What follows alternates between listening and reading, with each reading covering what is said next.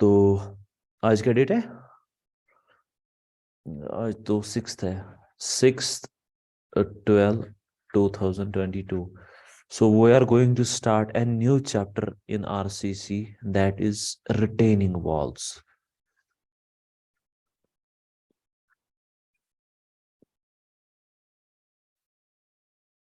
आवाज मत ब्रेक हो रही है या लैग मत हो रहा है? No sir. स्क्रीन पे मत लैग हो रहा है? No no sir. Sir. Okay. So what is retaining wall? Retaining wall basically आपको पता है, इट इज अ स्ट्रक्चर. ये एक स्ट्रक्चर यू है which is use to retain soil, जो यूज किया जाता है to retain soil at two different levels.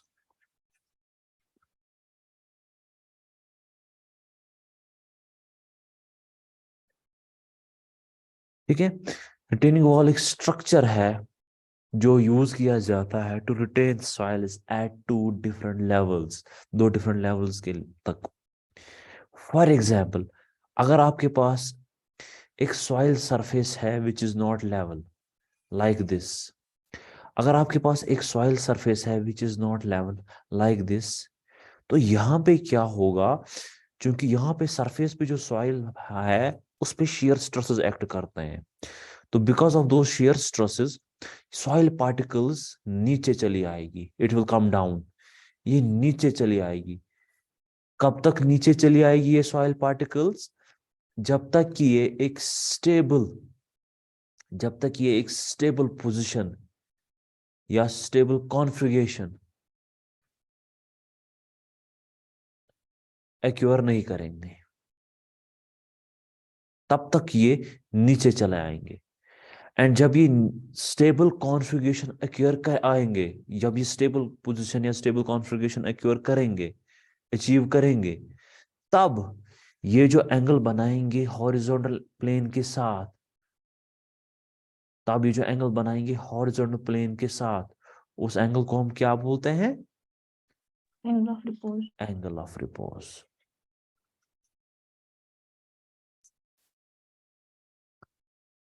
Now, तो अगर हम यहाँ पे चाहते हैं कि ये सॉइल जो है नीचे ना आए, तो हम क्या करते हैं?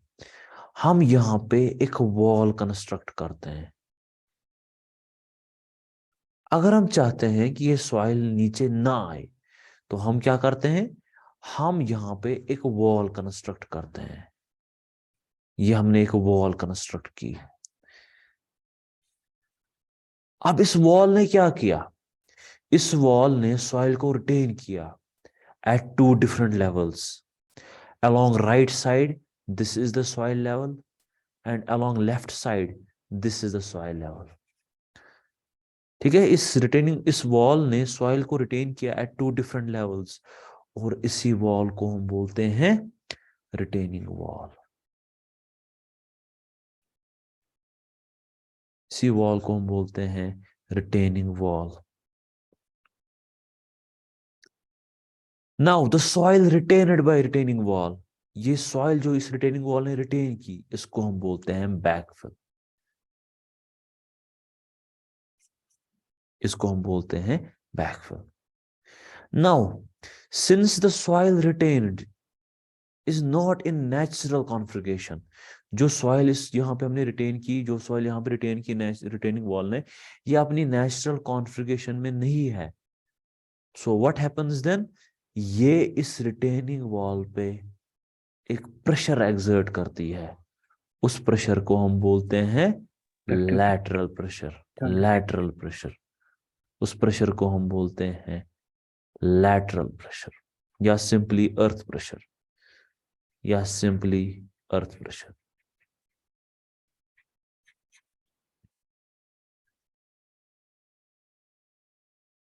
तो क्लियर है यहां तक? अरे प्रेशर वाला फिर से रिपीट कीजिए। हाँ, तो मैंने बोला, ये जो सॉइल हमने यहाँ पे रिटेन की, ये अपनी नेचुरल कॉन्फ़िगरेशन में तो है नहीं, ये स्टेबल कॉन्फ़िगरेशन में नहीं है, तो ये रिटेनिंग वॉल पे एक प्रेशर एक्सर्ट करती है. उस प्रेशर को हम बोलते हैं लैटरल प्रेशर, या सिंपली अर्थ प्रेशर. ये तो जियोटेक में भी पढ़ा आप लोगों ने. यहां तक क्लियर है सबको? सर Yes, यहां sir. तक ओके। मेहरीन क्लियर है? Yes, sir. Okay, now examples of retaining wall, some examples.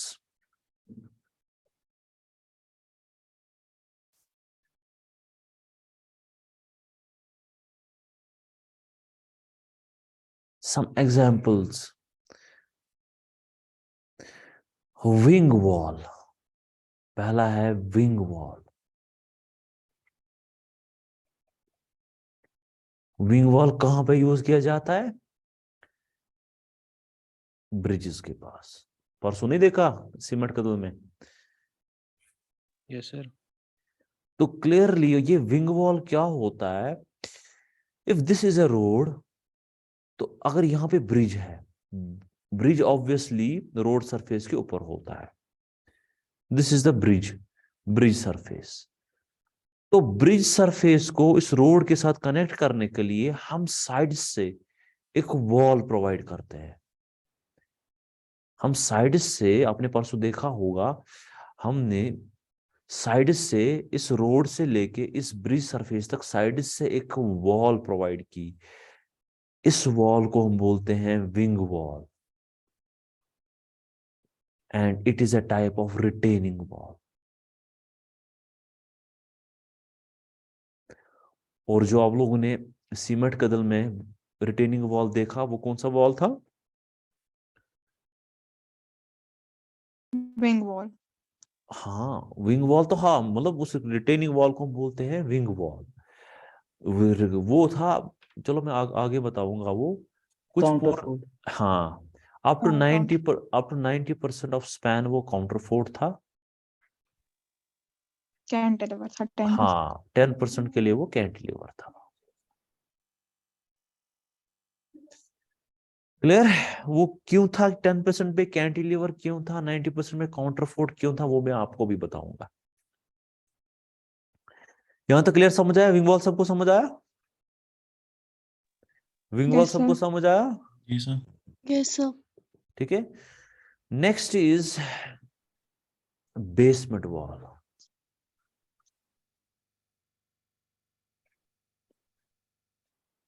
Basement wall हम देते हैं, कहां पे देते हैं? जहां पे हम एक अंडरग्राउंड स्टोरी कंस्ट्रक्ट करते हैं। अंडरग्राउंड स्टोरी जहां पे हम कंस्ट्रक्ट करते हैं, ग्राउंड स्टोरी, तो आपने यूजुअली देखा होगा कुछ मकान में हम अंडरग्राउंड स्टोरी कंस्ट्रक्ट करते हैं। ठीक है। तो सॉइल की जो सरफेस है वो उसके वॉल्स के ऊपर होती है। This is the soil surface, ये है ग्राउंड स्टोरी। फिर फिर यहां पे है first story. This is the first story.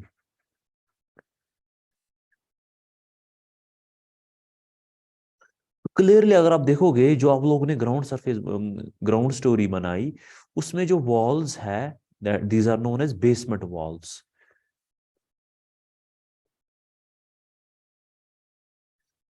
इनमें यहां पे जो सॉइल है, तो ऑब्वियसली इन बेसमेंट वॉल्स पे सॉइल प्रेशर एक्सर्ट होगा।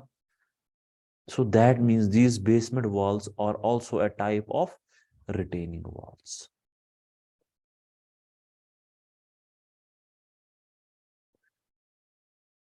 क्योंकि यहां पे भी अगर आप देखोगे, these basement walls also retain the soil.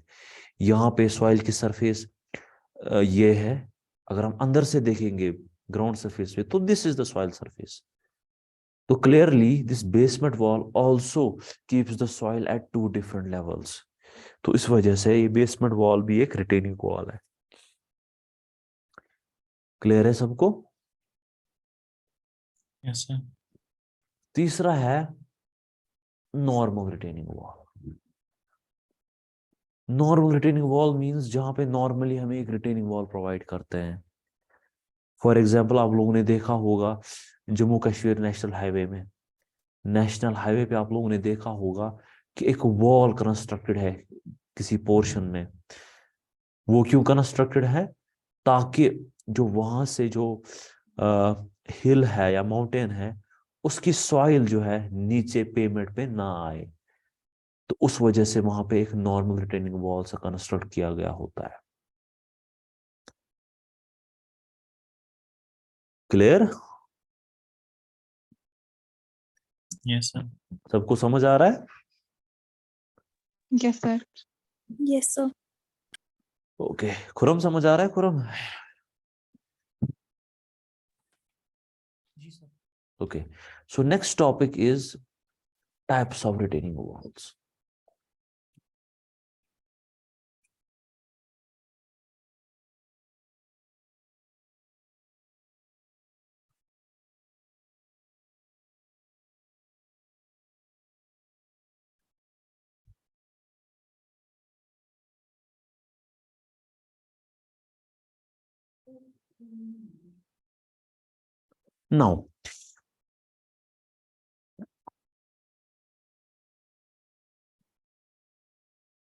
Now, there are certain types of retaining walls. कुछ टाइप्स है रिटेनिंग वॉल्स के। सबसे पहला टाइप इनमें आता है ग्रेविटी रिटेनिंग वॉल।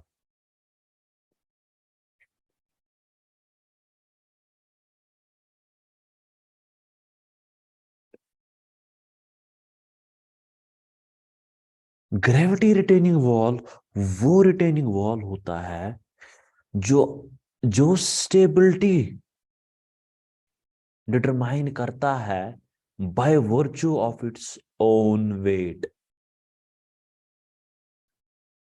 ठीक है, ग्रेविटी रिटेनिंग वॉल जो है ये एक ऐसा रिटेनिंग वॉल है जो अपनी स्टेबिलिटी डिटरमाइन करता है by virtue of its own wait. अपने वजन से वो स्टेबिलिटी डिटरमाइन करता है। ये बना होता है या तो पीसीसी का या ये मेसनरी का बना होता है। मेसनरी का जब ये बना होता है, मेसनरी में या तो ये स्टोन्स का बना हुआ होगा या फिर ये ब्रिक्स का बना हुआ होगा। ठीक है, तो अगर हम देखेंगे ग्रेविटी रिटेनिंग वॉल वो कुछ ऐसा होता है, सिंपल सा एक स्ट्रक्चर होता है। एंड ये रिटेनिंग वॉल जो है यूज किया जाता है for small heights of backfill up to 2 metre. 2 metre तक हम इसको यूज कर सकते हैं। क्लियर है यहां तक? Yes, sir. ठीक है, सो ग्रेविटी रिटेनिंग वॉल मैंने आपको बोला ये वो रिटेनिंग वॉल है जो अपनी स्टेबिलिटी डिटरमाइन करता है अपने वजन से by virtue of its own wait. ये या तो प्लेन सीमेंट कंक्रीट का होगा या मेसनरी का होगा। मेसनरी का ये स्टोन, अगर ये मेसनरी का है तो या ये स्टोन्स का बना हुआ होगा या फिर ये ब्रिक्स का बना हुआ होगा। और मैंने आपको बोला ये हम बहुत स्मॉल हाइट्स के लिए यूज करते हैं अप टू 2 मीटर। अब जब हम ये डिजाइन करते हैं, ग्रेविटी रिटेनिंग वॉल डिजाइन करते हैं, तो हमें एक चीज का ख्याल रखना पड़ता है। तो हमें एक पॉइंट का ख्याल रखना पड़ता है। क्या है वो point? No tension should develop in base.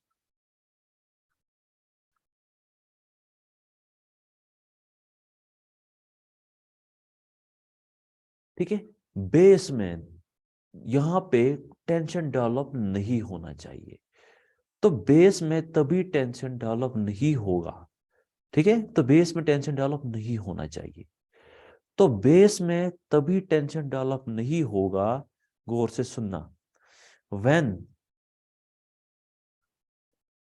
eccentricity of the resultant is less than width by 6.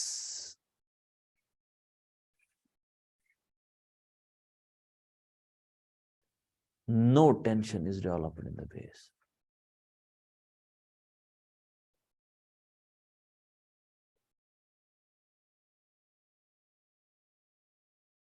मतलब क्या है इस चीज का? गौर से सुनना, गौर से सुनना। इसमें अर्थ प्रेशर ऐसे एक्ट करेगा, इस रिटेनिंग वॉल में अर्थ प्रेशर ऐसे एक्ट करेगा। सो नेट अर्थ प्रेशर कहां पे एक्ट करेगा? यहां पे एक्ट करेगा। नेट अर्थ प्रेशर यहां पे एक्ट करेगा एट ए डिस्टेंस। किस डिस्टेंस पे एक्ट करेगा? सर अगर ऊपर से H by three. HB3 exactly height पे 3 पे, यहाँ पे HB3 पे एक्ट करेगा, और यहां से डाउनवर्ड यह अर्थ प्रेशर एक्ट कर रहा है HB3 पे, इस रिटेनिंग वॉल पे, और नीचे से अपना वेट भी तो एक्ट कर रहा है, अपना वेट भी तो इसको एक्ट कर रहा है डाउनवर्ड्स। तो रिजल्टेंट, तो इन दो फोर्सेस का रिजल्टेंट वो यहां से होगा कहीं से, तो this will be the resultant force, ये होगा रिजल्टेंट फोर्स इन दो फोर्सेस का। अब ये बेस पे कहां पे एक्ट कर रहा है, यहां पे एक्ट कर रहा है। अगर बेस की विड्थ b है, गौर से सुनना, अगर बेस की विड्थ b है, तो बेस की हाफ की विड्थ कितनी होगी, बेस की हाफ की विड्थ कितनी होगी, B/2। एग्जैक्टली b/2, ये भी होगा b/2। सो यहां पे this is the centre of the base, ये है बेस से सेंटर। नाउ रिजल्टेंट यहां पे एक्ट कर रहा है। अब ये रिजल्टेंट कितना दूर है, ये रिजल्टेंट कितना दूर है from the centre of the base, उसको हम बोलते हैं इसेंट्रिसिटी। आया समझ? Yes sir.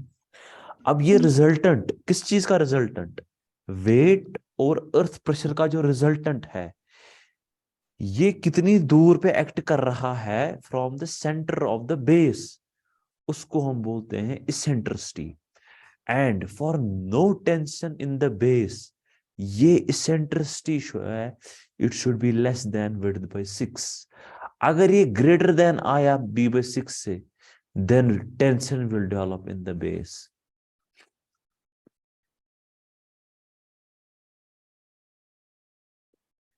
बेस में टेंशन डेवलप होगा तो रिटेनिंग वॉल में ओवरटर्निंग हो सकती है उस केस में। क्लियर है यहां तक? Yes sir. Clear. And this rule is known as, इस रूल को हम बोलते हैं middle Thumb rule. Third rule. Third. This when the eccentricity should lie less than b/6 या within b/6, it's known as middle third rule, इसको हम बोलते हैं middle third rule। क्लियर है ना सबको? Yes, sir. सबको क्लियर है? Yes sir. Yes, sir. Okay, so this was gravity retaining wall, ये था gravity retaining wall. Next is cantilever retaining wall.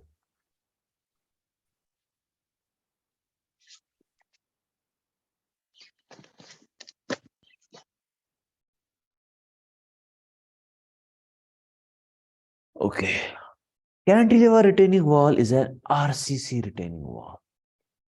ये एक आरसीसी रिटेनिंग वॉल है, मींस इसमें स्टील भी है और कंक्रीट भी है। दिस इज यूज्ड, ये यूज किया जाता है up to height 6 metre, 6 metre height तक के लिए यूज किया जाता है। एंड इसके 3 पार्ट्स होते हैं, इसके 3 पार्ट्स होते हैं।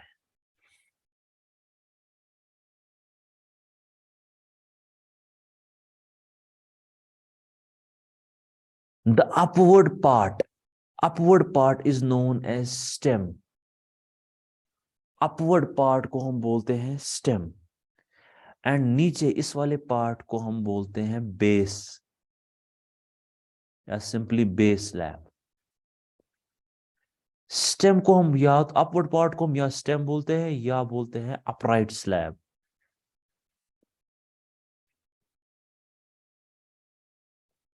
एंड नीचे वाले पार्ट को हम बोलते हैं base. Now the part of the base along the backfill, base का वो पार्ट जो बैकफिल साइड से होता है, इसको हम बोलते हैं heel. And this part of this base जो बैकफिल साइड से नहीं होता है, इसको हम बोलते हैं टो या toe slab. Heel slab and toe slab.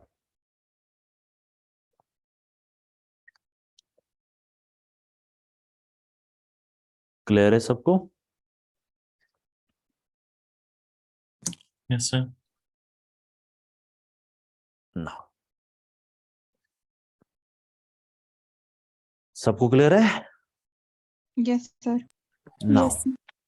now, this retaining wall determines its stability, या derives its stability by virtue of its own weight and the weight of the soil on its heel slab. And the weight of soil on its heel slab.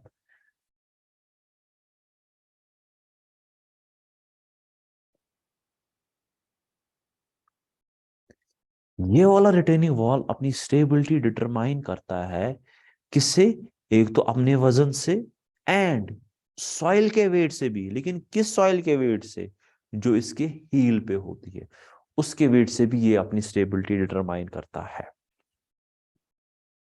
Clear? And Yes. Next point, जब इस retaining wall पे earth pressure act करता है तो तीनों slabs freely bend करते हैं।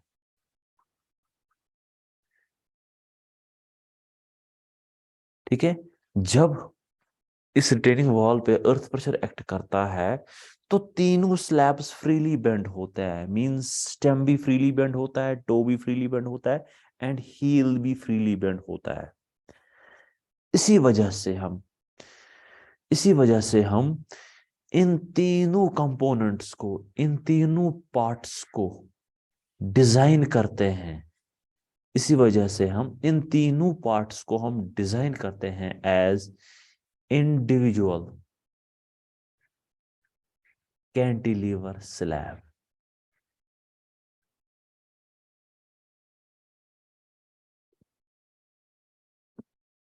ठीक है, इसी वजह से हम इन तीनों पार्ट्स को हम डिजाइन करते हैं as individual cantilever slab. Means stem भी हम डिजाइन करते हैं as individual cantilever slab, toe भी एंड हील भी। Clear? Yes, sir. Now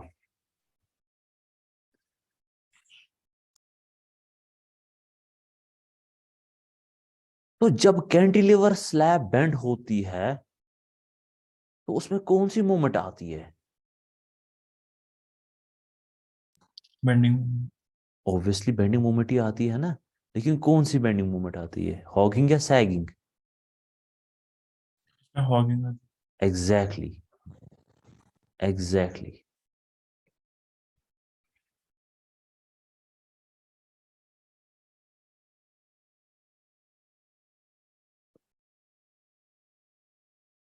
so if this is a cantilever retaining wall, जब इसमें बेंडिंग होती है तो मैंने आपको बोला स्टेम जो है हर हर कोई पार्ट फ्रीली बेंड होता है, तो स्टेम जो है कुछ ऐसे बेंड होता है।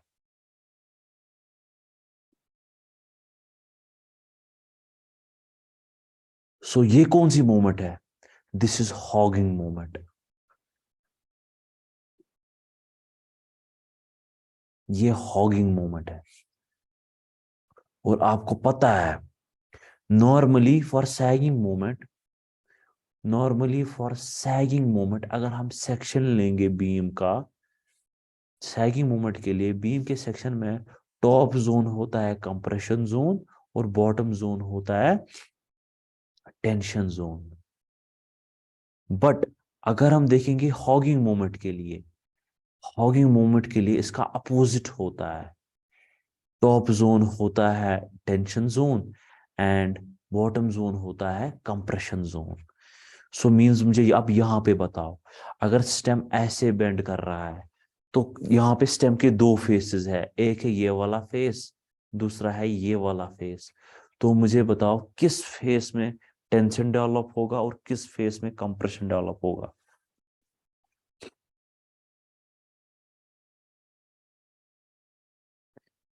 बता सकता है कोई?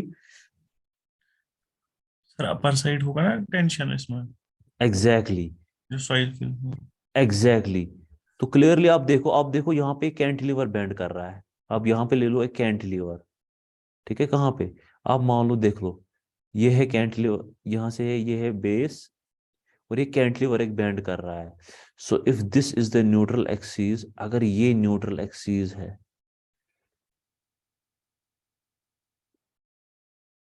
तो न्यूट्रल एक्सिस के ऊपर वाले साइड में, आपने अभी देखा, न्यूट्रल एक्सिस के ऊपर वाले साइड में टेंशन जोन आता है, मींस इस वाले साइड में क्या आएगा, टेंशन जोन, एंड इस वाले साइड में क्या आएगा, कंप्रेसिव स्ट्रेसेस, मींस ये वाला साइड बनेगा कंप्रेशन जोन। समझ आ रहा है सबको? Yes sir. सबको समझ आ रहा है कि मैं रिपीट करूं? सर आया समझे। आया समझ? तो मेन रेइंफोर्समेंट हमें कैसे, किस फेस पे देनी है? Tension zone. हाँ, सिंगल टिक या डबल टिक वाले में? Single tick. Single, right exactly side. Exactly. इसको हम बोलते हैं outer face, and this is known as, हाँ, सर हम ये आउटर फेस उस वाले साइड इनर फेस नहीं ले सकते, मतलब ये हमें जरूरी इस वाले साइड का आउटर फेस लेना है, कि हमें पता कैसे चलेगा? देखो, ये आप याद रख लो, ये मैंने रखा है आउटर फेस, ये रखा है इनर फेस। अब अगर आप इसको आउटर फेस रख रहे हो तो फिर इसको इनर फेस रख लो। आया समझ? तो मेन रेइंफोर्समेंट यहाँ, ये समझ आया सबको मेन रेइंफोर्समेंट कहाँ से देनी है? सो मेन रेइंफोर्समेंट ऐसे सर देनी फिर है। हॉगिंग इस साइड होगी ना? हाँ, सर फिर हॉगिंग इस साइड होगी ना, राइट साइड। राइट, हाँ, मोमेंट तो ऐसे होगी। सर मैं बोल रहा हूँ अगर हम आउटर फेस लेफ्ट साइड का लेंगे फिर हॉगिंग भी चेंज होगी ना?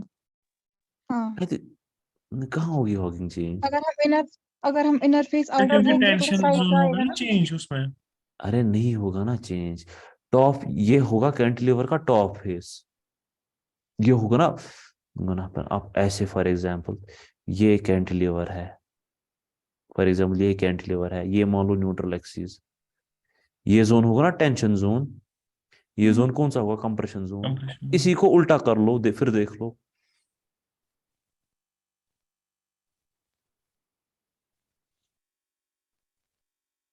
आया समझ?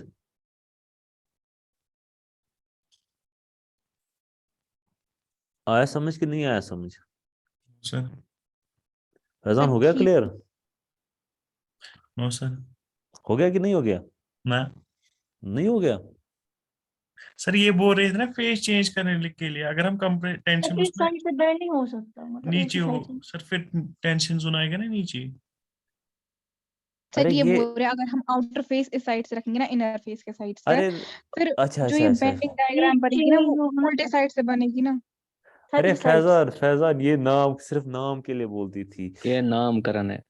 ना, ये नाम के लिए बोलती थी। अगर आप कह रहे हो, अगर आप बोल रहे हो अगर ये आउटर है फिर ऐसे बेंडिंग होगी, सर वही हाँ बोल मैं रहे हो? यही बोल रहा था। हता हम्म हता हता हम्म हता। मैं भी सोच रहा हूँ ये क्या कंफ्यूजन हो गया। ठीक है, तो फिलहाल मैं आउटर ये रख रहा हूँ, इनर ये रख रहा हूँ, ठीक है, यहां तक क्लियर है सबको? Yes yes. Sir. Yes sir. Okay okay. So this is the, ये है मेन रेनफोर्समेंट।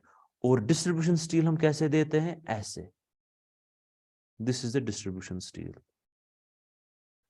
एंड दूसरे साइड से आपने देखा कंप्रेशन है, लेकिन वहां से भी हम मिनिमम स्टील देते हैं as distribution steel along both faces. दूसरे फेस में आपने देखा अभी, इस वाले साइड से कंप्रेसिव स्ट्रेस आते हैं, तो इस वाले साइड से हम मिनिमम स्टील देते हैं, एएसटी मिन देते हैं अलोंग बोथ डायरेक्शंस। बट ये स्टील होता है एज डिस्ट्रीब्यूशन स्टील। और डिस्ट्रीब्यूशन स्टील आपको पता है हम किस लिए देते हैं, for temperature stresses, shrinkage. for shrinkage stresses, and for holding, bar main reinforcement. हाँ, मेन स्टील। क्लियर है सबको? ये सबको क्लियर है? Yes sir. चले आगे। Yes sir. जी सर। महरीन समझ आया महरीन? Yes, sir. ओके।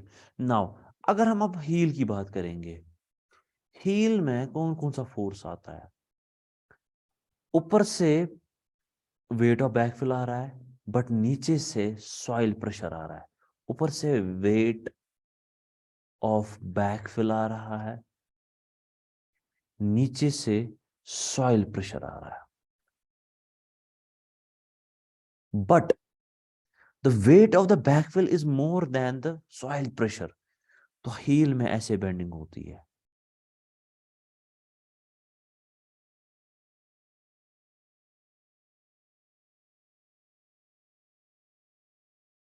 तो क्लियरली आप देख सकते हो मेन स्टील कहां पे देंगे? बॉटम फेस पे बॉटम फेस पे।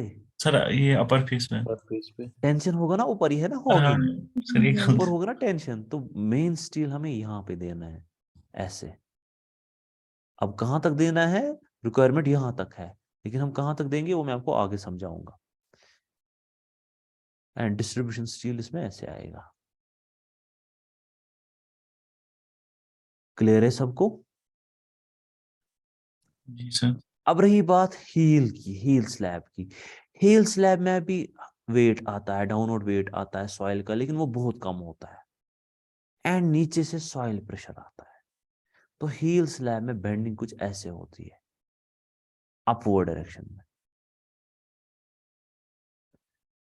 अपवर्ड डायरेक्शन में बेंडिंग होती है हील स्लैब में। तो मेन स्टील किस फेस में देंगे? नीचे। नीचे देंगे Onwards. ऐसे, क्योंकि टेंशन नीचे डेवलप होगा। एंड डिस्ट्रीब्यूशन स्टील होगा लाइक दिस।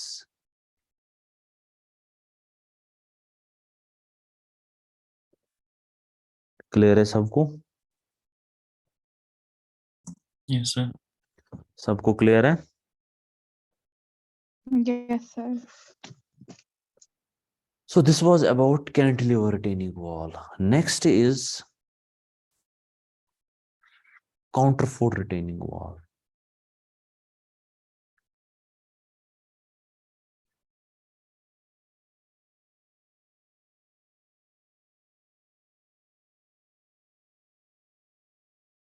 काउंटरफोर्ट रिटेनिंग वॉल भी एक आरसीसी रिटेनिंग वॉल है। ये हम यूज करते हैं when the depth of backfill is greater than 6 मीटर। काउंटरफोर्ट रिटेनिंग वॉल हम यूज करते हैं when the depth of the backfill is greater than 6 metre.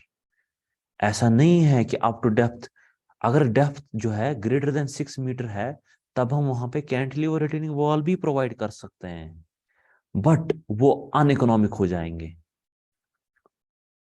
अनइकोनॉमिक इस वजह से हो जाएंगे कि उनमें thickness thickness of the stem या thickness of the base slab जो है वो ज्यादा निकल के आएगी,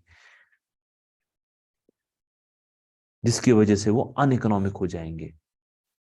ठीक है, मैंने कहा काउंटरफोर्ट रिटेनिंग वॉल हम यूज करते हैं when the depth of the backfill retainer is greater than 6 metre. But when the depth is greater than 6 metre हम वहां पे कैंटिलीवर रिटेनिंग वॉल भी प्रोवाइड कर सकते हैं, बट वो अनइकोनॉमिक हो जाएगा। अनइकोनॉमिक क्यों हो जाएगा? क्योंकि हमें यहाँ पे डायमेंशंस बहुत ज्यादा निकलेंगे। The dimensions of the sections जो है वो डिजाइन करके हमें बहुत ज्यादा निकलेंगे। Depth of thickness of stem बहुत ज्यादा निकल के आएगी, थिकनेस ऑफ बेस स्लैब बहुत ज्यादा निकल के आएगी, जिसकी वजह से वो इकोनॉमिक हो जाएगा। इसीलिए बेटर है हम वहां पे क्या प्रोवाइड करते हैं? Counterfort retaining wall.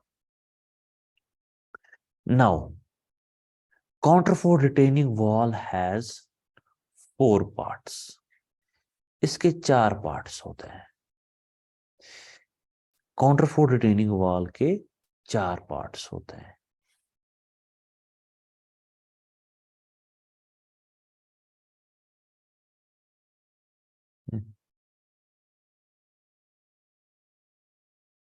कौन कौन सा पार्ट होता है? Upright slab, heel slab, toe slab and a connection between stem and heel slab that is known as counterfort.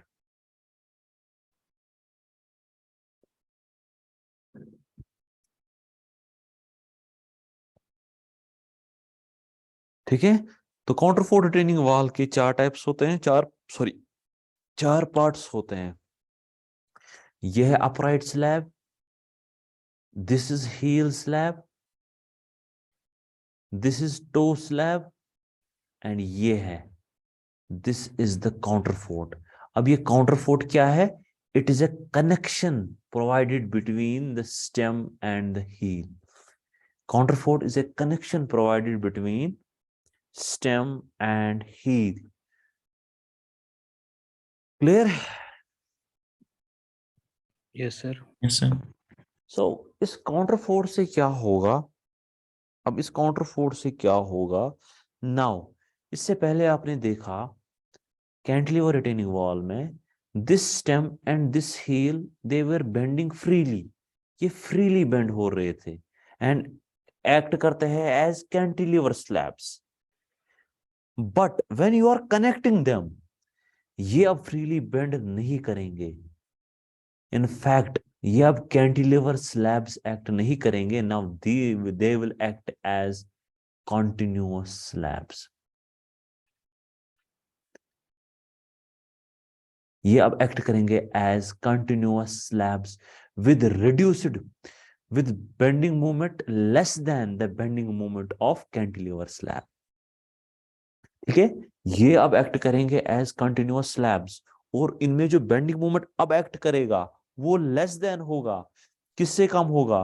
As bending moment acting on the cantilever slabs. जो cantilever retaining wall में bending moment हो act कर रहा था, अब यहां पे उससे कम ही बेंडिंग मोमेंट एक्ट करेगा। क्लियर है सबको? Yes sir. Now these counterforts, ये मैंने आपको बोला, दिस स्टेम जो है ये अब एक्ट करेगी as continuous slab, and this heel also ये भी एक्ट करेगी एज कंटिन्यूअस स्लैब।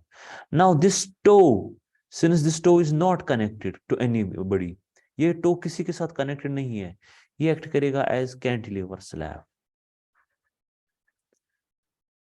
ये कैंटिलीवर स्लैब ही एक्ट करेगा। एंड दीज काउंटरफोर्ट्स, इनको हम डिजाइन करते हैं एज टी बीम्स। काउंटरफोर्ट्स को हम डिजाइन करते हैं as T beams.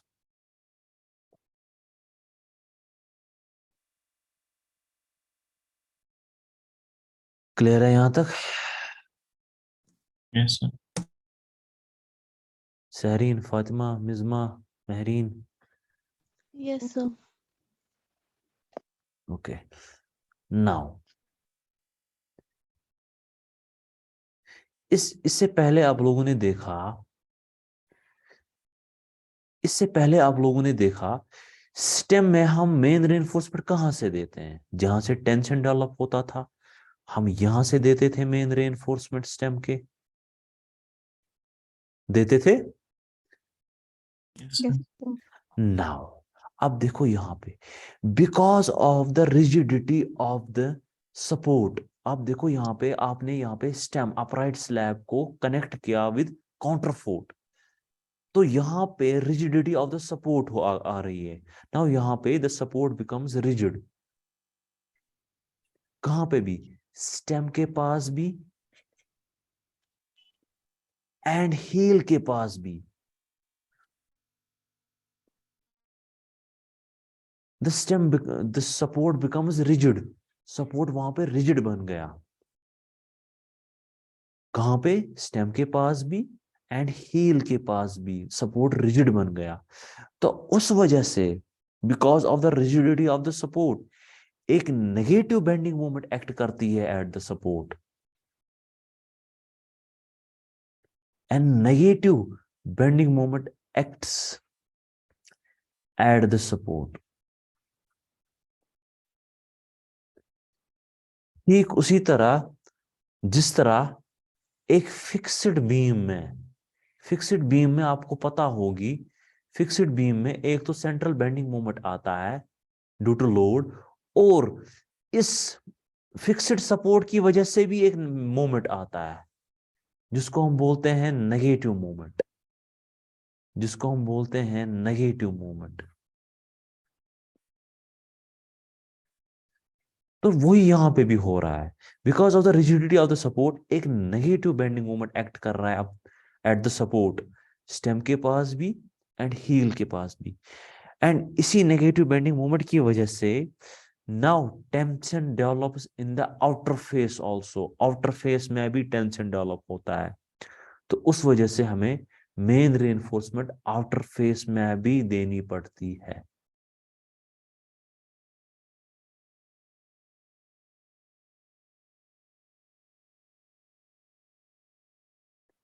Clear?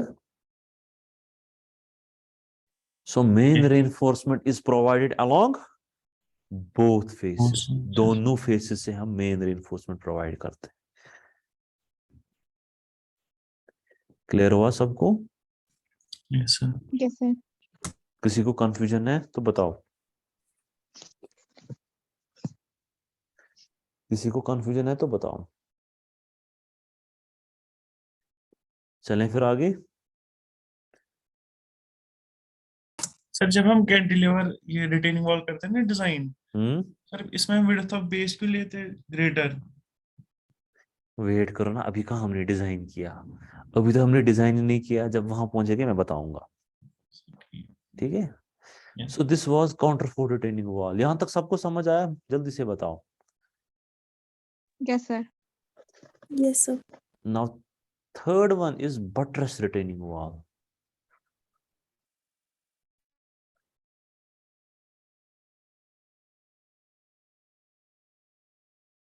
Mehreen समझ आ रहा है?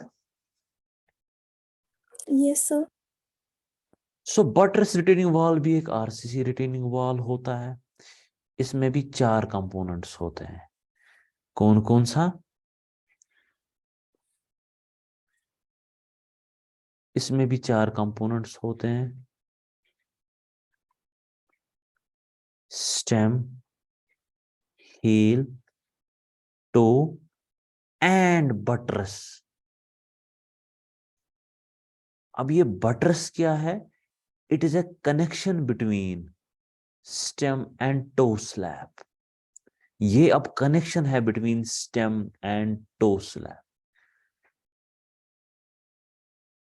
ठीक है? So it is known as buttress.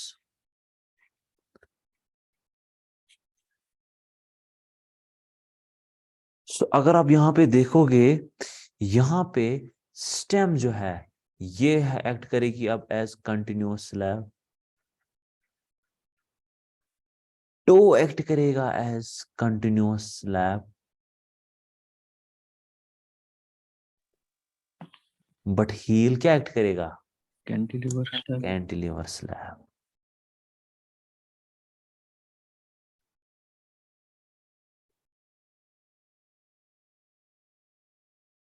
And this buttress here, remember, this buttress here is designed as compression member. इसमें compression आता है यहाँ पे।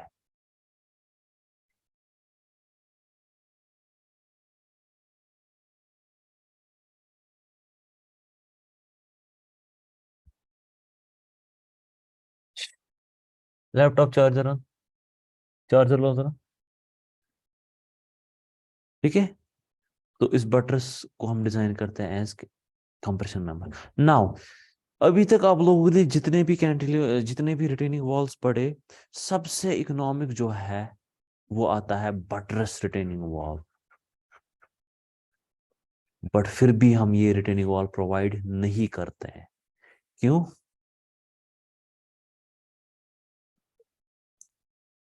इसमें कंप्रेशन आ रहा है। नहीं, इसमें तो कुछ और रीजन है। वेट करो, मैं पहले लैपटॉप को चार्जर लगाता हूँ, वरना ये बीच में ही शट डाउन हो जाएगा। तो मैं, और हमें शायद एक बार हो गया ये बीच में शट डाउन।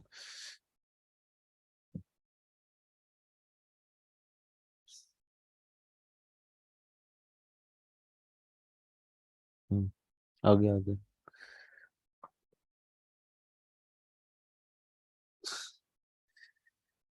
ओके,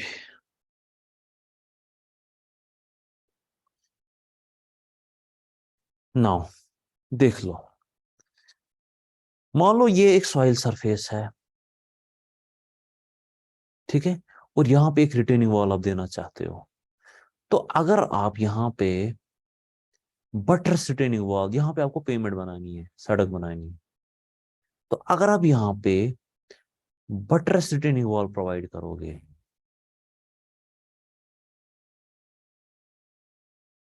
तो आपको बटरसेस ऐसे प्रोवाइड करने हैं, तो क्लियरली आप देख सकते हो यहाँ पे इस बटरस ने हमें स्पेस ऑक्यूपाई की, which could have been used for some other purposes, किसी और पर्पस के लिए हम यूज कर सकते थे ये स्पेस,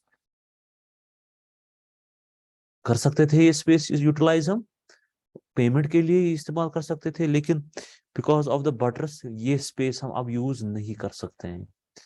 इसी वजह से हम बटरस रिटेनिंग वॉल्स को यूज नहीं करते हैं, because they occupy the space which could have been used for some other purposes।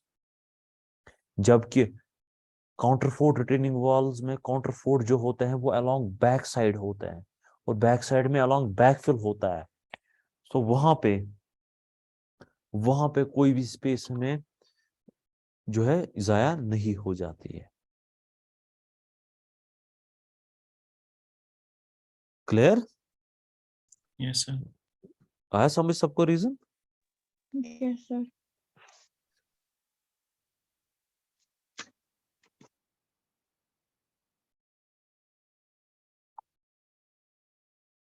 Okay, सबको समझ आया बटरस रिटेनिंग वॉल? जी सर। हाँ, अब नेक्स्ट है अब कुछ छोटे छोटे रिटेनिंग वॉल्स हैं, सच एज ब्रिज अबटमेंट,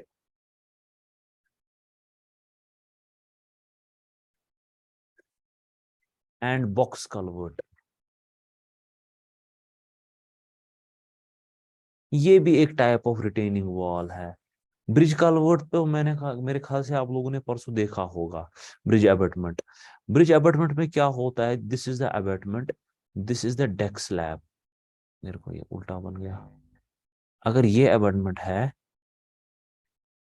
इस पे क्या है, स्ट्रिंजर है, क्रॉस गर्डर है, खैर वगैरह जो भी है, उसके बाद डेक स्लैब है, this is the deck slab. तो यहां से है रोड, तो यहाँ पे है, तो यहां तक क्या है, सॉइल है, यहां तक सॉइल फिलिंग है। तो सॉइल फिलिंग का प्रेशर कहाँ पे आ रहा है, सॉइल फिलिंग का प्रेशर कहाँ पे आ रहा है, इस पे वॉल। एबटमेंट पे, एबटमेंट पे।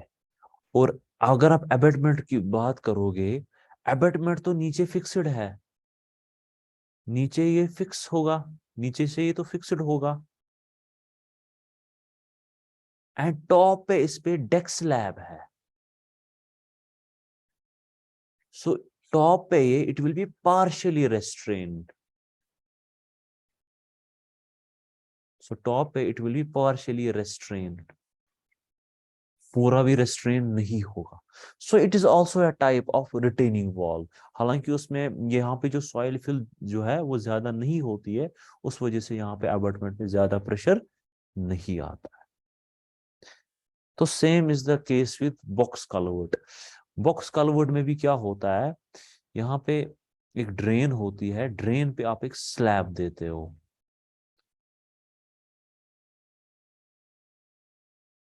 ठीक है। अब स्लैब के नीचे जो है, स्लैब के नीचे जो एबटमेंट होती है उस पे भी सॉइल प्रेशर एक्सर्ट होगी, और ये अबटमेंट भी जो है नीचे से फिक्स्ड होगी, और टॉप पे स्लैब से ये फिक्स होगी यहाँ पे। सो हालांकि ये भी उतना प्रेशर नहीं आ रहा है ज्यादा, but this abutment of the box culvert, it is also a type of retaining.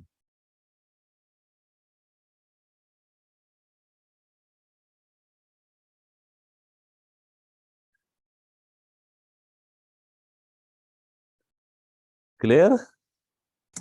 Yes sir. सबको समझ आया?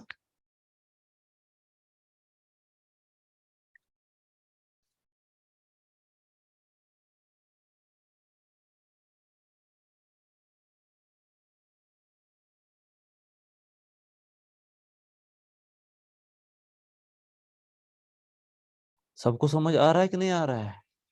Yes sir. सर आ रहा है। चले Yes. आगे। जी yes sir. Sir. Okay, just a minute. तो हाँ, नाउ एक छोटा सा टॉपिक है, इन्हीं में से है, दैट इज वीप होल।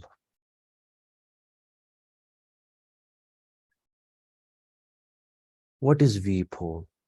आपने देखा होगा रिटेनिंग वॉल्स में, जब हमने retaining wall, sorry, earth pressure theories पढ़ी जियो टेक्निकल इंजीनियरिंग में, तो वहां पे आपने देखा होगा कि जब सॉइल सैचुरेटेड है या सबमर्ज्ड है, तो वहां पे वाटर का कितना प्रेशर आ रहा है रिटेनिंग वॉल पे। देखा है ना सबने? जी सर। अगर एक रिटेनिंग वॉल है और यहाँ पे सॉइल सबमर्ज्ड है, तो एक तो सॉइल का प्रेशर आ रहा है ट्रायंगल फॉर्म में, और एक और ट्रायंगुलर फॉर्म में आ रहा है किसका प्रेशर? वाटर का प्रेशर। एंड दिस वाटर का जो प्रेशर है, वाटर का जो प्रेशर आ रहा है, इट इज अननेसेसरी। ये अननेसेसरी प्रेशर आ रहा है हमारी रिटेनिंग वॉल पे। तो हम क्या करते हैं, हम रिटेनिंग वॉल्स में एट रेगुलर इंटरवल्स हम एक होल्स प्रोवाइड करते हैं throughout the depth of stem या throughout the width of the stem. हम at regular intervals holes provide करते हैं throughout the thickness of stem, ताकि यहां से जो पानी आए वो इन्हीं वीप होल्स के थ्रू एक्सपेल हो जाए और रिटेनिंग वॉल पे कुछ भी प्रेशर एग्जर्ट ना करे।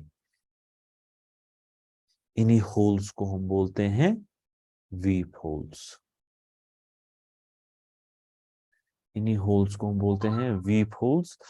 And and according to IS code, इनकी डायमीटर जो है, मिनिमम डायमीटर जो है, that is 10 centimetre. Minimum dia जो है दैट इज 10 सेंटीमीटर। ठीक है।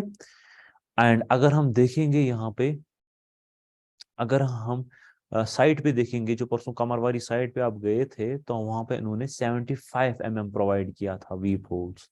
75 mm means 7.5 centimetre.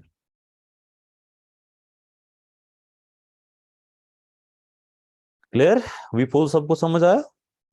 Yes sir. Okay, so next, हाँ, अब हेलो नेक्स्ट। सर, हेलो, ये रिपीट कीजिए सर, मैंने कौन सा सुना ही कौन सा सर वाला? डाया के बाद। हाँ, तो मैंने बोला वीप होल्स का dia according to IS code हमें रखना है मिनिमम 10 सेंटीमीटर। तो कमरवारी में जब आपने परसों ब्रिज देखा, तो उन्होंने 7.5 सेंटीमीटर रखे थे डाया ऑफ वीप होल्स। आया समझ अब?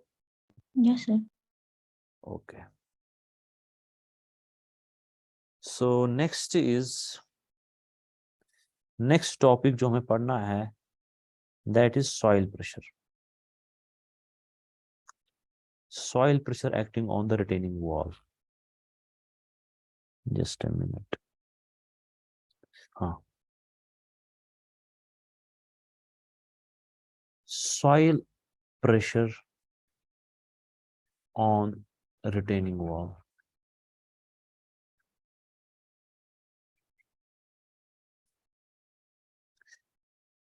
तो सॉइल में आपको पता है, सॉइल में 3 तरह के प्रेशर आते हैं रिटेनिंग वॉल पे। या तो एक्टिव अर्थ प्रेशर होगा, या तो पैसिव अर्थ प्रेशर होगा, या अर्थ प्रेशर एट रेस्ट होगा। जब रिटेनिंग वॉल मूव कर रहा है away from the backfill, when retaining wall moves away from backfill, तब कौन सा प्रेशर एक्ट कर रहा है? Active pressure. तब रिटेनिंग वॉल पे एक्टिव प्रेशर एक्ट कर रहा है। तब रिटेनिंग वॉल पे एक्टिव अर्थ प्रेशर एक्ट कर रहा है। और ये एक्टिव प्रेशर हम कैसे निकालते हैं? ये एक्टिव प्रेशर आपको पता है, ये ट्रायंगुलर फॉर्म में होगा। एंड बेस पे कितना, अगर इसकी टोटल हाइट h है, तो बेस पे कितना होगा? बेस पे होगा Ka gamma h। And total pressure कितना आएगा? टोटल प्रेशर आएगा इस ट्राइंगल का area, so that will be half of base K a gamma h into height, height है h, that is h square. कहां पे एक्ट करेगा? h/3 from base.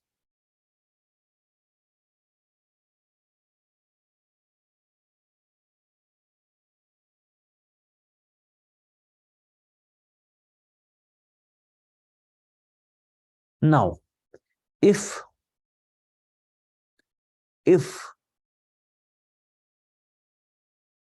the backfill is inclined,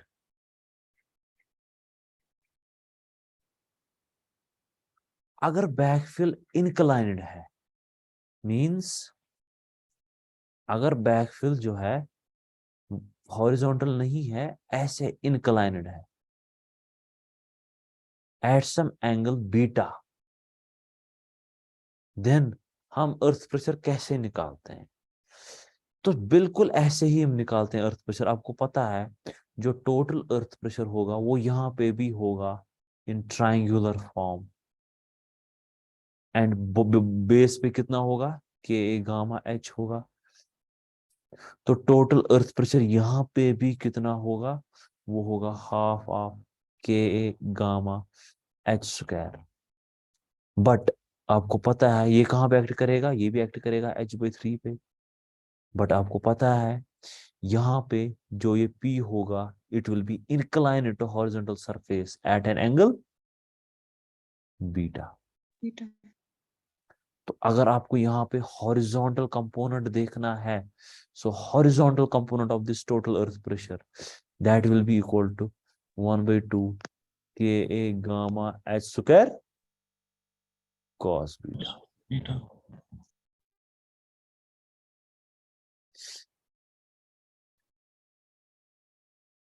Now, usually coefficient of active earth pressure जो होता है वो होता है बराबर 1 minus sin phi by 1 plus sin phi. What is phi? Phi is the angle of internal friction. What is phi? Phi is the angle of internal friction. But जब inclined surcharge होगा, जब इंक्लाइनेड सरचार्ज एक्ट करेगा तब के का value change होता है। कितना होता है? cos beta into cos beta minus under root of cos square beta minus cos square phi divided by cos beta plus under root of cos square beta minus cos square phi. तो k का value इसके बराबर होता है for इंक्लाइनेड surcharge.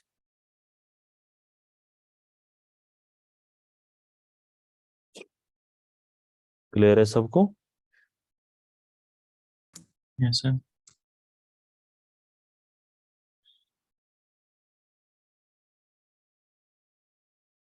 चलें आगे। जी sir. Now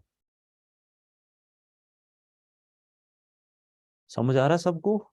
Misbah sir हाँ, मुझे आवाज ब्रेक हो रही है बीच बीच में। और किसी को ब्रेक हो रही है आवाज? नो आवाज सर। मिसबा आप किस किस पे, फाइबर पे देख रहे हो या मोबाइल इंटरनेट पे देख रहे हो? फोन से। ऑब्वियसली मोबाइल इंटरनेट पे तो होगा, इसमें पैक खत्म हुआ होगा।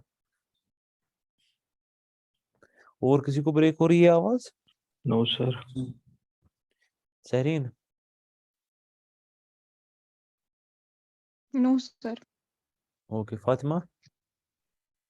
No, sir. Okay. Now, if the retaining wall moves towards backfill, तब कौन सा प्रेशर एक्ट कर रहा है? Passive. Then passive pressure is acting on retaining wall. In that case, passive pressure भी आपको पता है वो भी वेरी करता है ट्रायंगुलर फॉर्म में। अगर टोटल हाइट h है वो भी वेरी करता है ट्रायंगुलर फॉर्म में, वो भी बेस पे होगा kp gamma h, and total passive pressure will be equal to half of kp gamma h square acting at h/3 from base यहाँ पे।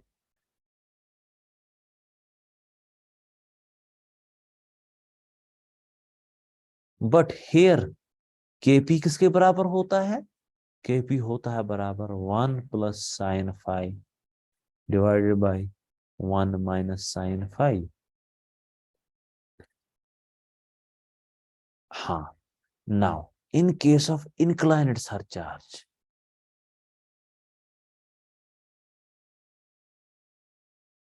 अगर इंक्लाइनेड सरचार्ज एक्ट करे, अगर इंक्लाइनेड सरचार्ज एक्ट करे तब क्या होगा?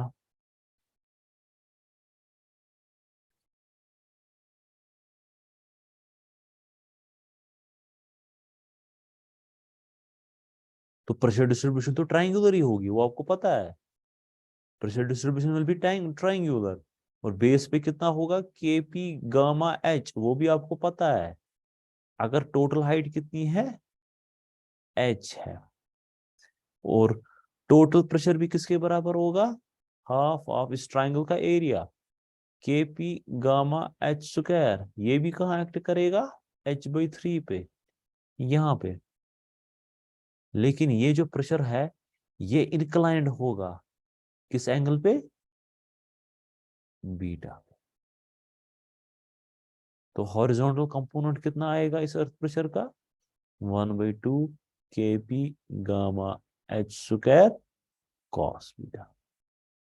एंड हेयर जो kp का वैल्यू होगा वो डिफरेंट होगा, cos beta into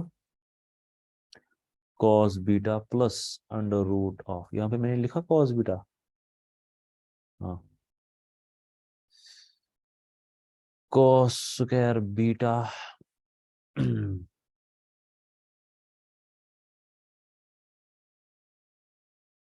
minus cos square five divided by cos beta minus under root of cos square beta minus cos square. तो ये होगा यहाँ पे kp का वैल्यू।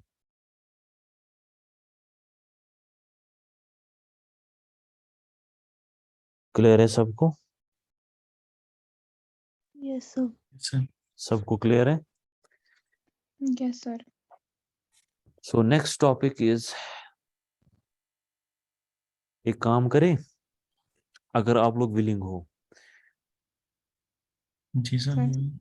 लंच के बाद एक और क्लास देंगे, अभी डिनर के बाद डिनर करेंगे, फिर एक और क्लास देंगे छोटी सी।